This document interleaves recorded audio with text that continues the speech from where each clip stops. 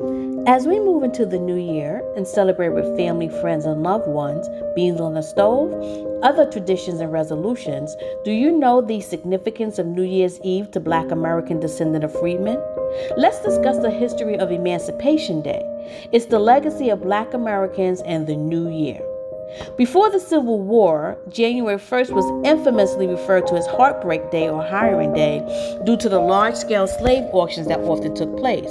See, on New Year's Eve, enslaved individuals faced agonizing uncertainty, fearing whether their owners would rent them out to others, which could lead to heartbreak and separation of families. The practice of renting enslaved labor was both widespread and highly profitable for white slaveholders and those who hired them in the antebellum South.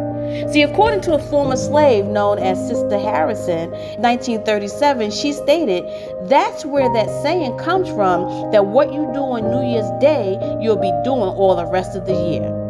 Even the federal ban on the transatlantic slave trade, which took place on New Year's Day in 1808, brought only a brief celebration as the struggles of slavery persisted for decades. On September 22, 1862, Lincoln issued the preliminary Emancipation Proclamation. Its third paragraph begins, that on the first day of January in the year of our Lord, 1863, all persons held as slaves within any state or designated part of a state, the people whereof shall then be in rebellion against the United States, shall be then, thenceforward, and forever free. On December 31st, 1862, enslaved people gathered in churches to pray and sing, anticipating the promise of liberation. This tradition gave rise to New Year's Eve prayer services or watch night services, which are still observed in Black American churches across the country. More than 150 years later, these gatherings continue to serve as a time of prayer and hope for greater racial equality. Emancipation Day, January 1st, 1863, marked a significant shift as it became a celebration of freedom rather than a reminder of slavery.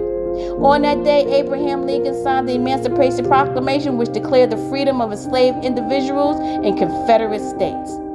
Emancipation Day marked a historic shift, a transition from oppression to liberation.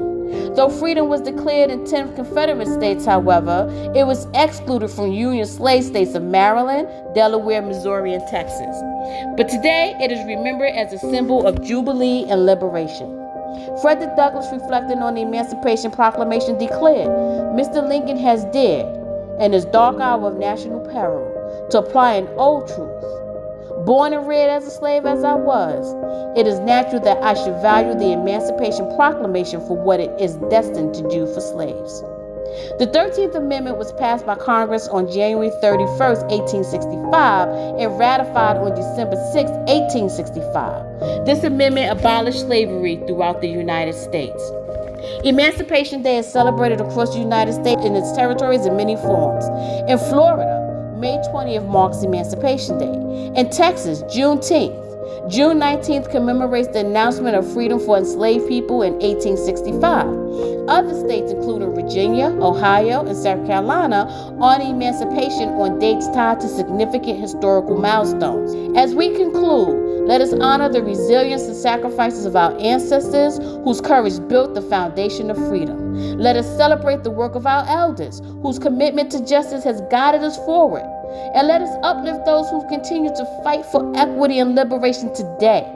May we all draw inspiration from their legacy as we strive for a future rooted in unity and justice. I end with peace, power, and reparations.